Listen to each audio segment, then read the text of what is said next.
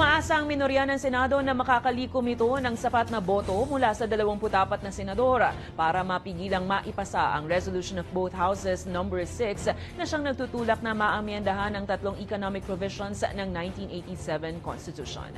Ang detalye sa balitang A to Z ni Ian Maghanoy.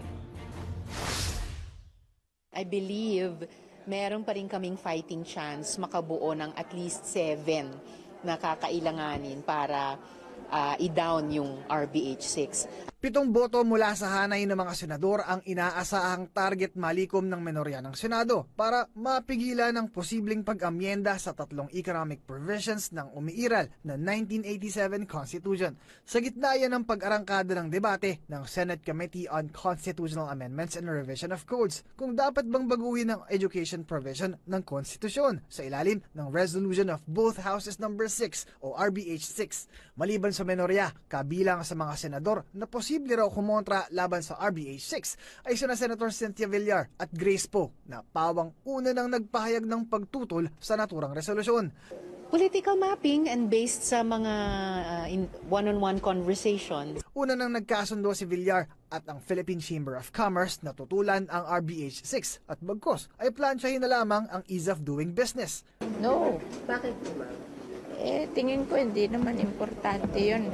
Magagawa namin yun through legislation. Sinasabi na ng ating mga kababayan mula sa mga lobby nila, lumalabas sa mga surveys, o pati yung private sector ay kaisa din ang opinyon. Batid ni Hontiveros ang nais ni Poe sa maayos na implementasyon ng Public Service Act, imbis na pagpukusan daw ang economic amendments ng konstitusyon. Yun yung bahagi ng mga very strong signals mula sa iba't ibang bahagi ng lipunan. So ito private sector na to, business sector.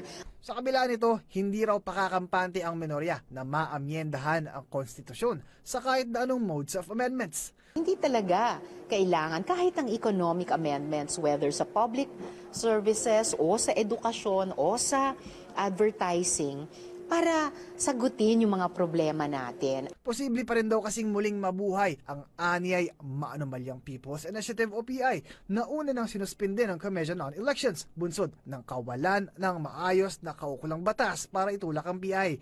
Pero hindi namin dapat ibaon sa limot yung PI dahil hanggat hindi pa yan talagang literally nabaon sa lupa ng COMELEC ay delikado pa rin. Una nang sinabi ng liderato ng Senado ang 3/4 o katumbas ng 18 boto ng mga senador ang kakailanganin para maipasa ang naturang resolusyon sa Bicameral Committee ng mataas at mababang kapulungan. Para sa Balitang A to Z, Ian Maghanoy.